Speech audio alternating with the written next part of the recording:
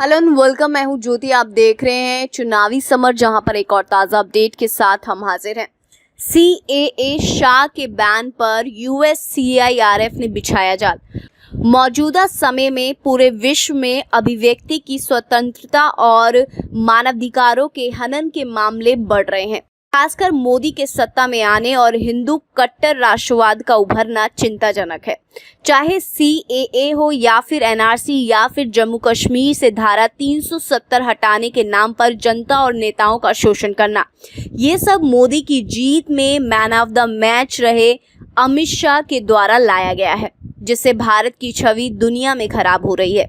और आलोचकों का ये कहना है कि आज दुनिया भारत को किसी धर्मनिरपेक्ष देश के रूप में नहीं देख रही, बल्कि एक तानाशाह देश में जानती है, जहां सरकार अपनी मनमानी करती है और जनता के अधिकारों का शोषण कर रही है, जिसकी वजह से न सिर्फ देश की जनता बल्कि USCIRF, UN, यूरोपीय संसद सभी मोदी सरकार से नाराज हैं।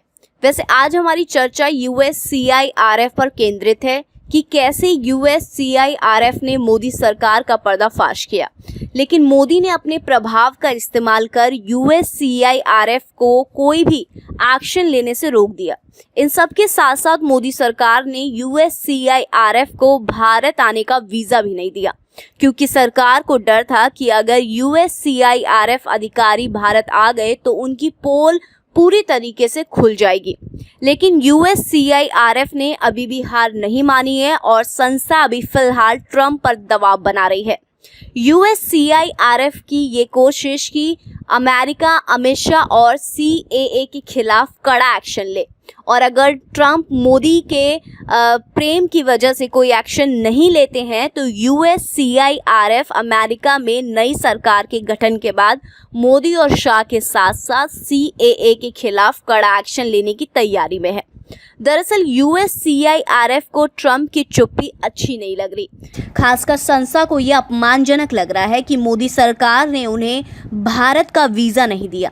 वहीं सूत्रों के हवाले से एक खबर आई है कि USCIRF के एक अधिकारी ने ये कहा कि अगर मोदी सरकार ये सोचती है कि USCIRF को वीज़ा नहीं देने से उनकी तानाशाही छुपी रहेगी या उस पर लगाम नहीं लगेगा, तो ये उनकी सबसे बड़ी भूल है। अधिकारी ने ये भी कहा कि USCIRF दुनिया भर में धार्मिक भेदभाव को दूर करने के लिए एक दृढ़ संकल्प है और इसके लिए संस्था किसी से भी टकरा सकती है। अधिकारी ने यह भी कहा कि ट्रंप सरकार या आगामी सरकार आने वाले वक्त में मोदी और शाह के साथ साथ CAA के खिलाफ कड़ा एक्शन ले सकती है।